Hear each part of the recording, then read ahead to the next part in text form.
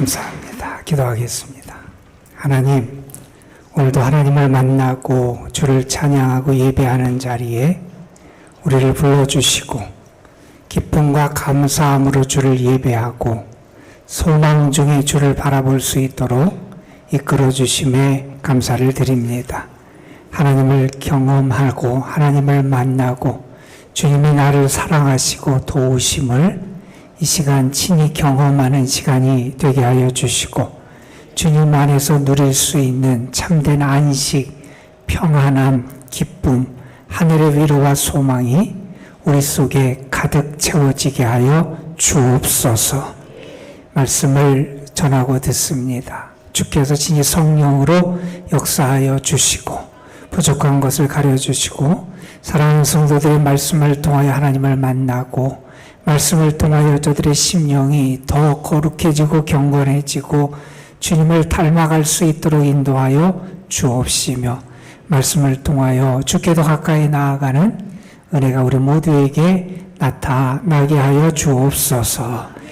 이 시간 함께하지 못한 이들도 있습니다. 육신의 연약한 가운데 있는 이들도 있고 또한 우리 연로하신 분들도 있고 이런저런 상황과 형편 때문에 함께하지 못한 이들에게도 하나님 은혜의 단비를 허락해 주옵시며 주님이 저들을 사랑하시고 함께하시고 도우심을 저들의 삶의 자리에서 경험할 수 있도록 역사하여 주옵소서. 참여한 모든 이들 어린 심정부터 노인에 이르기까지 복중에 있는 생명까지 하나님이 예비하신 은혜로 충만하게 채워주시기를 바라옵고 원하오며 우리 구주 예수 그리스도의 이름으로 기도드리옵나이다. 아멘. 오늘 저는 여러분과 함께 하나님의 나라에 대해서 다시 한번 묵상하며 하나님의 말씀을 듣는 시간을 갖고자 합니다. 하나님의 말씀이 우리에게 어떤 은혜를 주실지 기대하며 소망하는 마음을 가지고 함께 말씀 앞으로 나아갔으면 좋겠습니다. 얼마 전에 저는 여러분과 함께 말씀을 나누면서 영국의 유명한 그리고 우리에게 많은 유익한 저서를 남긴 C.S. 루이스의 우리를 향한 충고의 말씀을 소개해 드린 적이 있습니다. 그분이 오늘날의 신앙인들을 바라보며 안타까운 마음을 갖게 됐습니다. 왜냐하면 이전의 성도들보다 오늘날의 현대의 신앙인들이 생명력을 잃어버리고 그 무기력하게 살아가는 모습을 보여주더라 하는 겁니다. 그분이 나름대로 왜 오늘날의 현대의 신앙인들이 생명력을 잃어버리고 무기력했는지를 진단하는 가운데 그분은 이런 이야기를 합니다. 왜 오늘날의 신앙인들이 그렇게 무기력해졌느냐? 그것은 하나님 나라에 대한 소망을 잃어버렸기 때문이다 하는 이야기를 합니다. 하나님 나라를 믿지 못하니 하나님 나라에 대한 소망을 잃어버리니 이 세상에서 믿음의 권세와 능력을 나타내지 못하고 살아가더라는 겁니다. 그래서 그분은 이렇게 우리를 향해서 충고합니다. 여러분, 여러분의 삶의 초점, 신앙의 초점을 하나님 나라에 맞추십시오. 하나님 나라에 우리의 초점을 맞추면 이 세상의 삶은 우리에게 덤으로 주어지게 됩니다. 그런데 많은 이들이 이 세상만 바라보고 이 세상의 삶에 붙잡혀 살아가고 있어서 하나님의 나라를 잃어버리고 있다 하는 그러한 안타까움을 토로하고 있습니다. 여러분, 우리는 하나님의 나라를 바라보며 살아가는 사람들이잖아요. 하나님의 나라를 믿잖아요. 우리의 궁극적인 관심이 하나님의 나라에 있음을 우리는 잊어서는 안 된다 하는 겁니다.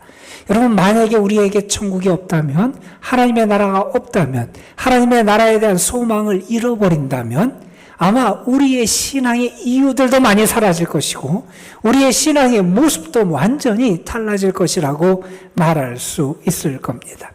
일제시대에 핍박을 당했던 우리의 선배 신앙인들 가운데 주기철 목사님이라는 분이 계셨지요. 그분이 일제 헌병들에게 잡혀갑니다. 경찰들에게 잡혀가서 고문을 당합니다. 유혹과 협박을 당합니다. 그러나 그분은 포기하지 아니하고 믿음을 저버리지 않습니다. 일본 경찰이 묻습니다.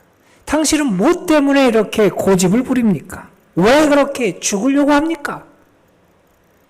그 질문을 하는 경찰을 향해서 주기철 목사님이 이렇게 대답했다 그럽니다. 그것은 나에게는 그 나라가 있기 때문입니다. 하는 얘기를 했다.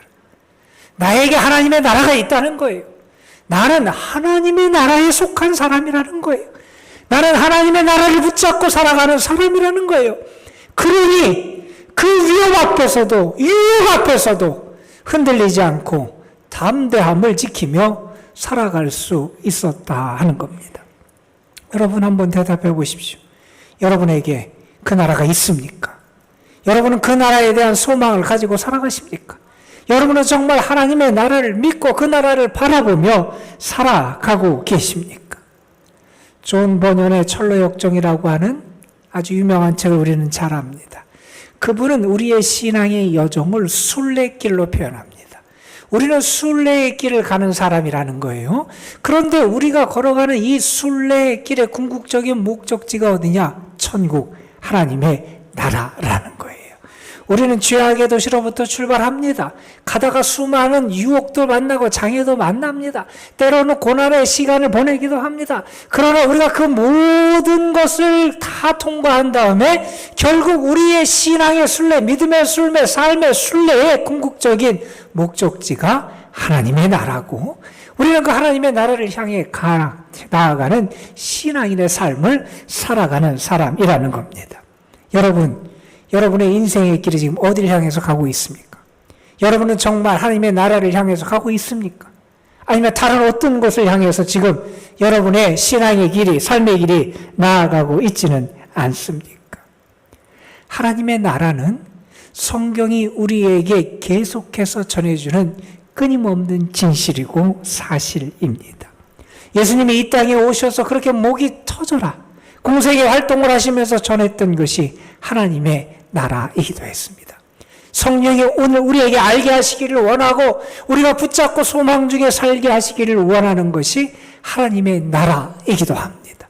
여러분, 우리의 믿음의 선배들은 지난 2000년 동안 그 하나님의 나라를 소망했고요, 그 나라를 붙잡고 살았고요, 그 나라를 체험했고요, 그 나라를 우리에게 증언하며 살아왔다는 겁니다.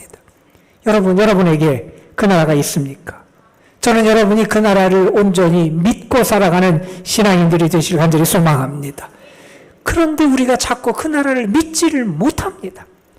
눈에 보이는 것, 손에 잡히는 것이 다인 것처럼 살아갑니다. 땅의 나라가 전부인 것처럼 거기에 목매고 살아가는 게 우리들이기에 하나님의 나라도 잊어버리고 하나님의 나라에 대한 믿음과 소망도 잊어버리고 살아가더라 하는 겁니다. 여러분, 우리가 정말 하나님의 나라를 알고 경험하게 되면 우리의 눈이 달라집니다. 세상을 보는 우리의 눈이 달라지고요, 우리 자신을 보는 우리의 눈이 달라지고요, 우리 이웃을 보는 우리의 눈이 달라지게 됩니다. 믿는다는 것, 그것의 핵심은 하나님의 나라를 믿는 것이고요, 이 하나님의 나라를 믿을 때 우리의 세계관이 달라지게 되어 있다는 겁니다. 하나님의 나라를 확실히 믿게 되고 그 나라를 경험한 한 신앙인은 이러한 고백을 합니다. 내가 주님을 믿고 하나님의 나라를 알게 되고 경험한 다음과 그 이전은 엄청나게 다르더라는 거예요. 내가 하나님의 나라를 알기 전에 바라봤던 세상은 어떤 세상이냐? 마치 지렁이의 눈을 가지고 바라봤던 세상과 같은 게 하나님의 나라를 알기 전에 세상을 바라보는 시선이었다는 겁니다. 여러분, 내가 정말 하나님의 나라를 믿으면 우리의 눈이 열려진다는 겁니다. 다른 세계를 보게 되고요, 다른 꿈을 꾸게 되고요, 더 넓은 시선으로 하나님의 역사와 하나님의 일하심을 바라볼 수 있게 된다는 겁니다. 여러분의 믿음이 하나님의 나라에 더 환하게 눈뜨는 믿음이 되기를 간절히 소망합니다. 여러분이 하나님의 나라를 더 강력하게, 더 확실하게 경험하는 은혜가 이 시간 예배를 드리는 여러분에게 하나님으로부터 부어지기를 주님의 이름으로 축복합니다. 우리는 그 나라를 믿고 그 나라를 붙잡고 그 나라를 향해 나아가고 그 나라 아래 살아가는 믿음의 사람이라는 겁니다. 그런데 여러분, 우리가 하나님의 나라를 어떻게 체험할 수 있습니까? 우리는 하나님의 나라를 어떻게 경험하며 살아갑니까? 어떤 사람들은 황홀경 가운데, 환상 비전 가운데 하나님의 나라를 체험하는 분이 있기도 합니다. 어떤 분은 임사 체험 가운데 하나님의 나라를 경험했다고 우리에게 증언해 주는 분들도 있습니다. 죽음의 경계선에 이릅니다. 그 경계선에서 죽음 너머의 세계를 경험하고, 그리고 그 세계가 어떻다, 내가 하나님의 나라를 이렇게 경험했다고 우리에게 전해주는 말씀들을 우리는 간혹 접하곤 합니다. 때로 하나님의 나라는 이처럼 이적적인 방식을 통해서 우리에게 경험되기도 합니다. 신비한 체험으로 우리에게 다가오기도 합니다. 그런데 여러분, 오늘 말씀을 보면 우리가 하나님의 나라를 확실하게 체험할 수 있는 또 다른 길이 우리에게 있다 하는 사실을 우리가 알게 됩니다. 한 율법학자 서기관이 예수님을 찾아 나와서 질문하며 오늘의 이야기가 시작이 됩니다. 예수님 당시에 많은 서기관 율법학자들이 있었지요. 그들은 율법에 능통한 사람들이었습니다. 그런데 그들은 예수님이 활동하실 때 예수님 곁에 늘 머물렀습니다. 그들이 주님 곁에 머문 것은 주님의 말씀을 듣고 생명의 진리를 깨닫고 복음의 능력을 경험하기 위해 예수님 곁에 머문 것이 아니었음을 우리가 알게 됩니다. 그들은 율법의 지식을 이용해서 예수님에게 함정을 놓습니다. 예수님이 대답하기 어려운 질문, 그 대답을 통해서 예수님을 올무에 사로잡아서 예수님으로 하여금 사람들의 비난과 율법적인 그러한 처벌을 받게 하기 위해서 예수님 곁에서 올무를 놓고 함정을 놨던 게 그 서기관 율법학자들이었습니다. 그런데 예수님은 그들의 그러한 관계에 넘어가지 않으시지요. 놀라운 지혜로, 능력으로 그들을 침묵시키곤 하셨습니다. 오늘 말씀도 그런 배경 안에서 시작됩니다. 예수님께서 그렇게 놀랍게 대답하시는 것을 보고 있던 한 서기관 율법학자가 예수님에게 평소 자기가 마음속에 품고 있었던 궁금한 질문 하나를 던집니다. 그 질문은 이런 거였습니다. 주님, 선생님, 모든 계명 중에서 첫째 되는 계명이 뭡니까? 모든 계명, 율법에서 나중에 유대인들이 율법을 잘 지키기 위해서 이렇게 율법을 뽑아서 정리해 보니까 우리에게 주신 하나님의 말씀이 613개다 이렇게 얘기를 하는데, 이 많은 계명 중에서 첫째가 되는 계명이 뭡니까? 이런 질문을 한 겁니다. 이 질문은 당시 그들에게 상당히 중요한 질문이기도 했습니다. 왜냐하면 그들은 율법을 잘 준수하기를 원했던 사람들이잖아요. 그런데 율법을 지키려고 노력하다 보면 때로는 율법을 지키는 데 있어 상충되는 경우들이 생기더라는 거예요. 이런 예를 들 수 있을 겁니다. 부모님이 갑자기 아프신 거예요. 치료를 해야 됩니다. 그런데 그날이 안식일인 겁니다. 안식일에 이동할 수 있고 행할 수 있는 그러한 제약, 규정이 아주 엄격하게 유대인들에겐 내려져 있었잖아요. 그러니 그들이 고민이 되는 겁니다. 하나님의 말씀 10계명의 제4계명 안식일을 기억하여 거룩하게 지키자니 부모님이 너무 아프고 어려운 거예요. 그런데 부모님을 잘 짓고 돌보기 위해서 율법의 10계명의 5계명 내 부모를 공경하라 이 말씀을 붙잡고 지키려고 그러니 또 안식일 계명을 범하는 것 같아요. 이렇게 상충되는 경우가 있을 때 무엇이 더 중요한지, 무엇을 더 우선적으로 지켜야 되는지가 그들의 고민거리였다는 겁니다. 그래서 그들은 이 문제를 가지고 토론을 하고 논쟁을 곧잘 했다 그럽니다. 자, 이 질문에 대해서 예수님께서는 우리가 아는 것처럼 신명기 6장에 등장하는 쉐마 이스라엘, 이스라엘아 들으라 라고 하는 그 말씀을 들려주십니다. 이스라엘아 들으라, 우리 하나님 여호와는 유일한 여호와이시니 너는 마음을 다하고 뜻을 다하고 힘을 다하여 내 하나님 여호와를 사랑하라. 하나님을 사랑하라. 이 세상에서 참된 유일한 신은 하나님밖에 없으니 너는 그 하나님을 사랑해야 된다 하는 그 계명을 가르쳐 주신 것입니다. 여러분, 신앙생활 한다는 것을 여러 가지로 표현할 수 있을 거예요. 그런데 우리는 신앙생활을 이렇게 말할 수 있을 겁니다. 신앙생활을 한다는 것은 근본적으로 하나님을 사랑하는 것이다. 이렇게 말할 수 있을 겁니다. 주님을 믿는 사람들이라고 하는 표현은 달리 말하면 주님을 사랑하는 사람이다. 이렇게 우리가 표현할 수 있을 겁니다. 우리는 주님을 믿는 사람이에요. 달리 말해서 우리는 돈을 사랑하거나 세상의 물질을 사랑하거나 세상의 어떤 대상을 사랑하거나 세상의 명예와 권력을 더 사랑하고 의지하는 존재가 아니라는 거예요. 우리는 하나님을 사랑하고요. 이 세상 그 어떤 것보다 하나님을 우선적으로 제일로 사랑하는 사람이 신앙인이다. 이렇게 말할 수 있을 겁니다. 그런데 여러분, 우리가 하나님을 사랑할 때 우리에게 하나님은 은혜를 주세요. 어떤 은혜를 주시느냐? 우리가 하나님을 사랑하면 하나님은 우리를 사랑해 주십니다. 우리가 하나님을 귀하게 여기면 하나님은 우리를 귀하게 여겨 주십니다. 우리가 하나님을 가까이 하면 하나님은 우리를 가까이 해 주십니다. 우리가 하나님께 모든 것을 맡기면 하나님은 우리를 책임져 주시고 돌봐주시는 은혜를 허락해 주신다는 겁니다. 그래서 여러분, 하나님을 사랑하는 것은 결코 하나님만을 위한 게 아니라 우리에게 하나님의 은혜를 풍성하게 누리는 은혜와 축복의 기름을 우리가 잊어서는 안 된다 하는 겁니다. 그래서 하나님을 사랑하는 것이 우리에게 축복의 길이라는 겁니다. 예수님은 이렇게 우리가 하나님을 사랑하는 것이 첫째 되는 계명이다 이렇게 말씀하신 다음에 거기서 말씀을 멈추지 않으십니다. 예수님께서는 이어서 레위기 19장에 있는 또 다른 말씀을 이어서 하십니다. 내 이웃 사랑하기를 내 자신과 같이 하라 하는 말씀을 하십니다. 여러분, 여러분이 생각하기에 사람답게 사는 것이 어떤 삶이라고 생각하십니까? 우리는 이 땅에서 열심히 일합니다. 그래서 돈을 법니다. 우리는 또한 어떤 명예와 어떤 자리 혹은 때로는 권력을 얻기 위해서 노력하고 그것을 성취하기도 합니다.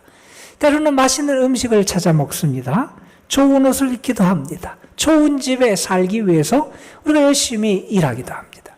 여러분, 그런데 우리가 돈을 벌기 위해 써서 벌고 권력과 명예와 어떤 자리를 얻고 때로는 우리가 맛있는 음식을 먹고 좋은 옷을 입고 좋은 집에 사는 것, 그것이 제대로 사는 인생의 길일까요? 성경은 오늘 우리에게 우리가 제대로 우리의 인생을 살 수 있는 길을 가르쳐 주십니다.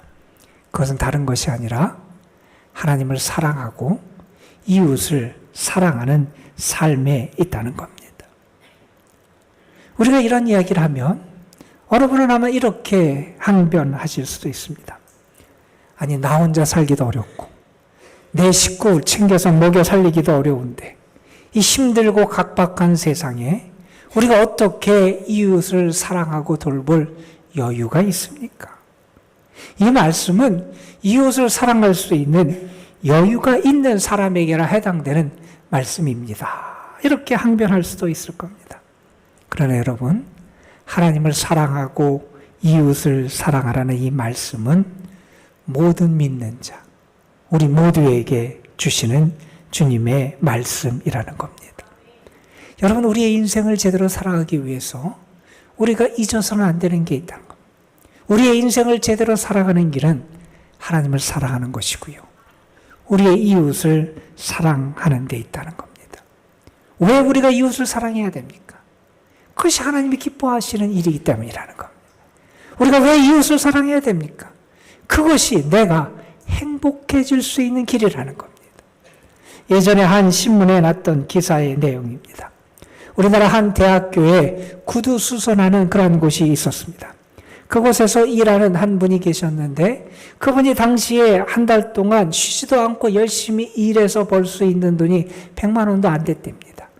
그런데 그는 아플 때도 그리고 힘들 때도 그는 빠짐없이 나가서 열심히 일을 했다는 겁니다. 그분이 왜 자기가 그렇게 열심히 일하고 있는지 그 이유를 밝혔습니다. 자기 생활하기도 얼마 벌지도 못하는 빠듯한 그러한 벌이 가운데 살아가면서 그분은 자기의 벌이 가운데 수입의 일부분을 다른 사람에게 나누며 산다는 거예요. 자기가 열심히 일하는 이유도 그 나눌 수 있는 돈을 벌기 위해서 열심히 산다는 거예요. 그분은 그렇게 고백합니다.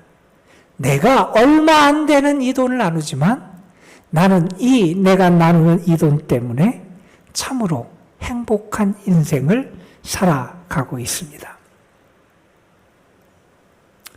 여러분, 하나님을 사랑하는 거 중요합니다. 유대인들도, 당시 예수님 곁에 있는 서기관들도 하나님을 사랑하라고 하는 이 예수님의 말씀을 들으면서 그들은 전혀 놀라지도 않았을 겁니다. 왜? 그들에게 당연한 얘기였기 때문입니다. 그런데 예수님은 거기서 그친 것이 아니라 그들에게 계속해서 말씀하십니다. 이웃을 사랑해야 한다는 겁니다. 하나님의 사랑이 이웃 사랑으로 표현돼야 되고 이웃을 사랑해야만 하나님을 사랑할 수 있는 것이라는 겁니다. 율법과 선지자 모든 계명의 강령 핵심이 어디에 있느냐? 하나님을 사랑하고 이웃을 사랑하는 데 있다는 겁니다. 물론 우리가 우선적으로 사랑할 것은 하나님이죠. 그 사랑의 바탕이 될 때 당연히 이웃 사랑의 열매가 나타날 수 있어야 한다는 겁니다. 그 중에 하나만을 붙잡고 생활하는 것, 그것은 잘못된 것이라는 겁니다. 하나님 사랑과 이웃 사랑이 다 있어야 그것이 바른 건강한 사랑이라는 겁니다. 옛 사고방식에 사로잡혀 있던 유대인들에게 예수님의 이 말씀은 충격적인 말씀이었습니다. 그들은 하나님 사랑이면 단지 알았습니다. 그래서 하나님을 사랑한다는 명목으로 당연히 해야 될 이웃과 부모에 대한 의무도 그들은 소홀히 하는 변명거리를 삼곤 했었, 우리가 알고 있습니다. 하나님을 사랑하는 그것 때문에 그것에 기초해서 이웃을 미워하기도 하고 판단하고 심판할 수도 있다고 그들은 생각했습니다. 그러나 예수님은 말씀합니다. 하나님에 대한 사랑이 참되면 이웃을 사랑할 수 있어야 한다는 겁니다. 예수님의 이 말씀을 들은 질문을 한 서기관은 예수님의 말씀에 공감을 하게 됩니다. 오늘 말씀 32절, 33절에 보면 그는 이렇게 반응을 하죠. 선생님 옳습니다. 하나님은 한 분이시고 그 외에 다른 이가 없습니다. 그 말씀이 참됩니다.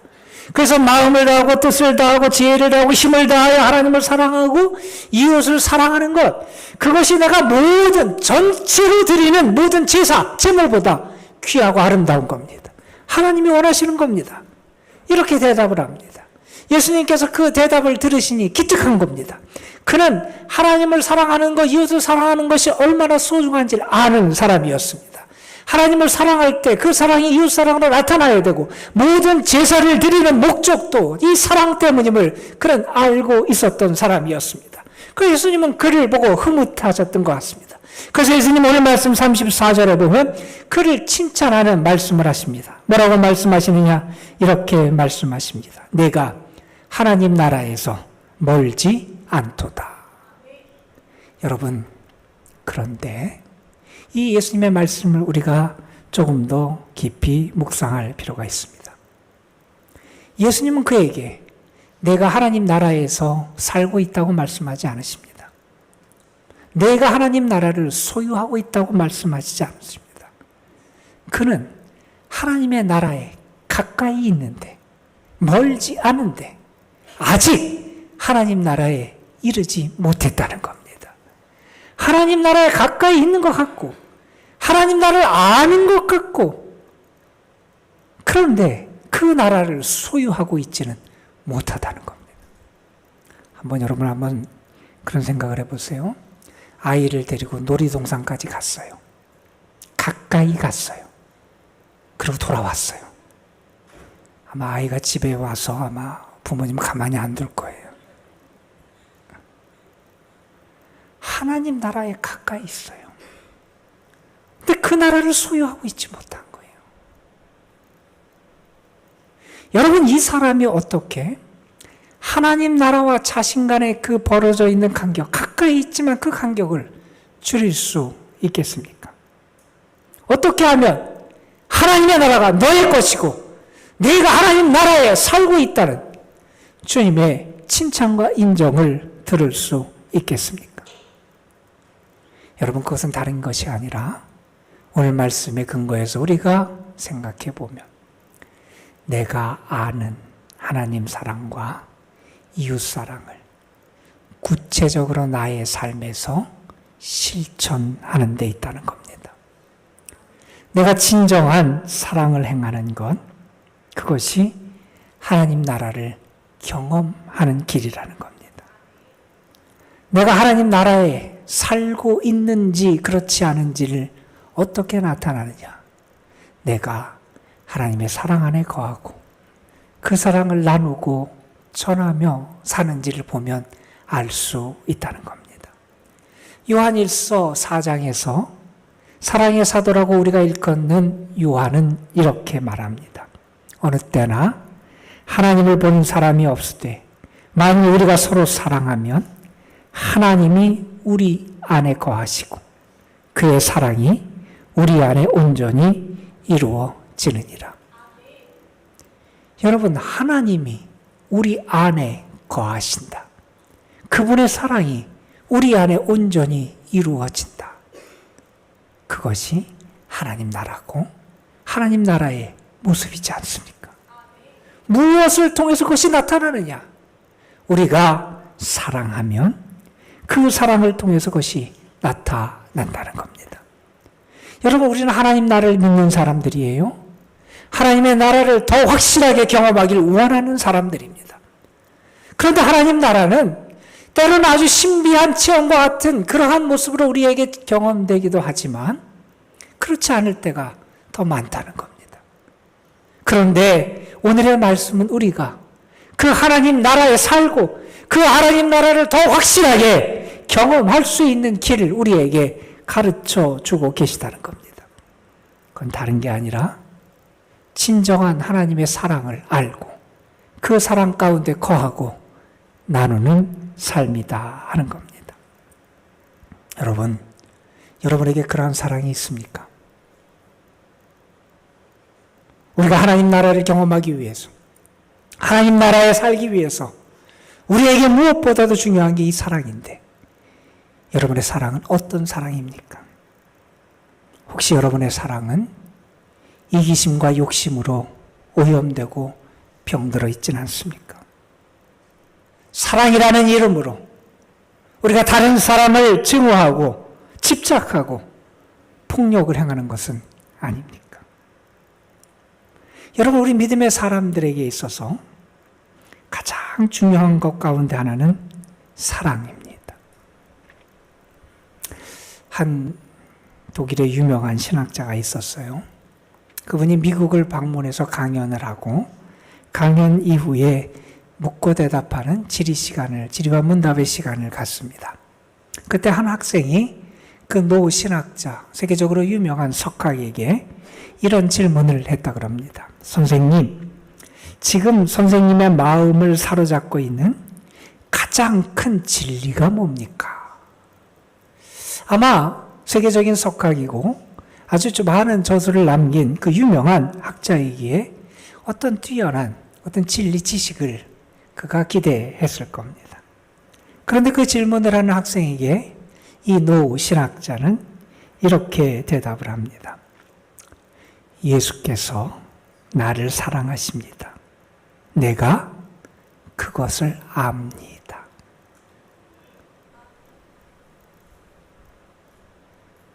정말 여러분 주님의 사랑을 아십니까? 여러분이 그 사랑을 경험하고 계십니까? 그 사랑 가운데 거하십니까? 여러분이 그 사랑으로 주님을 사랑하십니까? 그 사랑을 정말 나누며 살아가고 계십니까? 여러분, 우리가 주님을 제대로 알고 주의 사랑을 제대로 알고 나누면 그 사랑으로 우리를 보면 우리 자신이 달라 보입니다. 우리가 얼마나 주의 큰 사랑을 받았는지, 하나님께서 우리를 얼마나 소중히 대해 주시는지, 우리가 진심으로 죄로부터 건짐받은 하나님의 사랑받는 존재임을 알게 됩니다. 우리가 그 사랑으로 우리의 이웃을 보면 이웃도 달라 보이고요.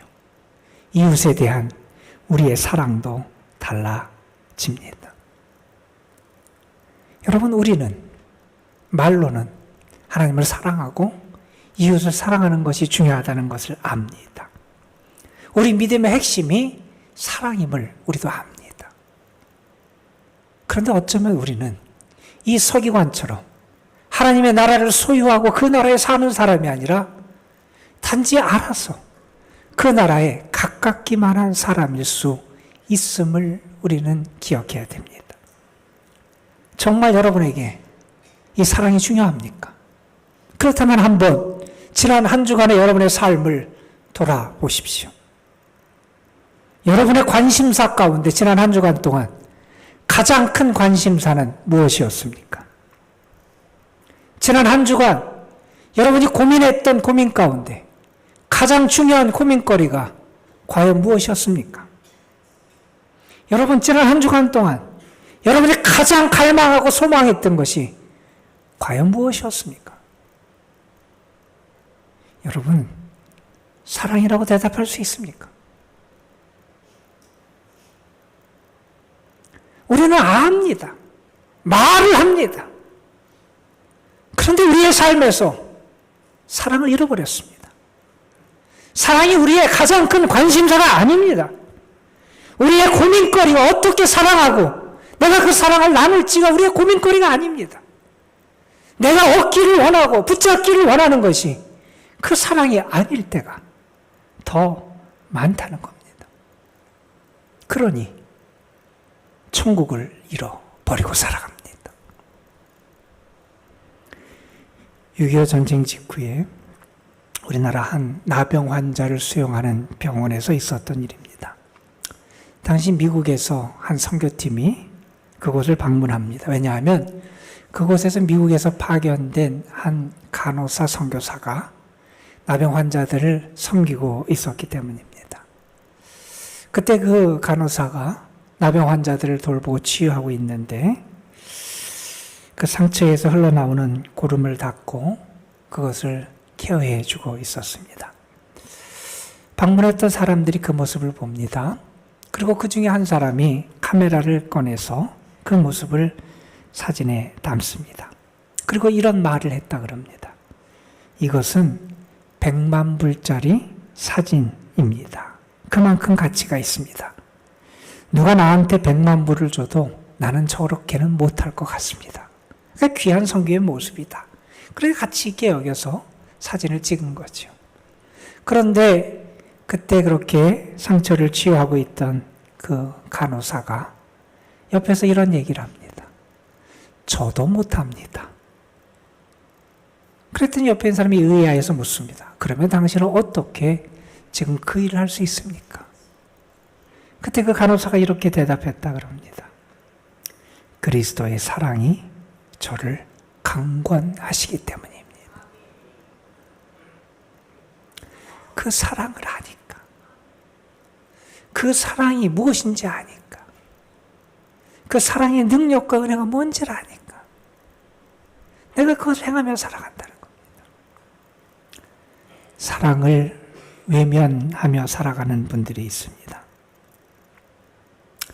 다른 것으로 자신의 삶을 채우기 위해서 애쓰는 사람들이 있다는 겁니다. 그러나 여러분, 우리가 채워야 될 게 있습니다. 우리가 붙잡아야 될 게 있습니다.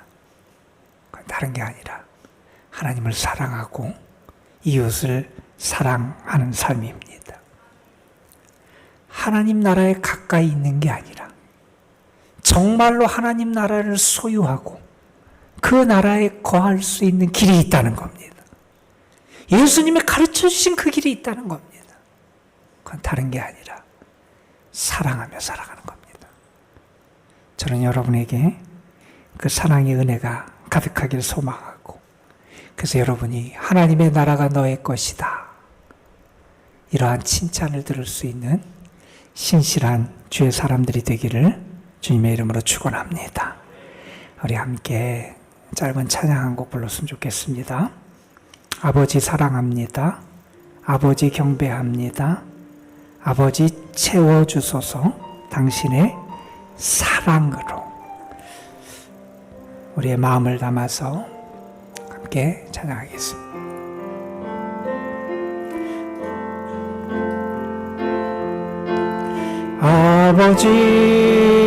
아버지 사랑합니다. 아버지 경배합니다. 아버지 채워주소서. 당신의 사랑으로 예수님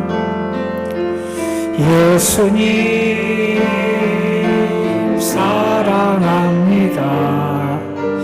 예수님 경배합니다. 예수님 채워주소서.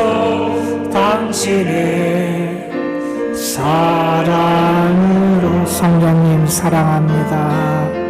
성령님 사랑합니다. 성령님 경배합니다. 성령님 채워주소서. 당신의 사랑. 아버지 사랑합니다. 아버지 사랑합니다. 아버지 영배합니다. 아버지 채워주소서. 당신의 다시 한번 고백합니다. 아버지 사랑합니다. 아버지 사랑합니다. 아버지 경배합니다. 아버지 채워주소서. 당신의 사랑으로. 사랑 자체이신 하나님 아버지, 저희로 하여금 주님의 사랑을 알게 하여 주옵소서.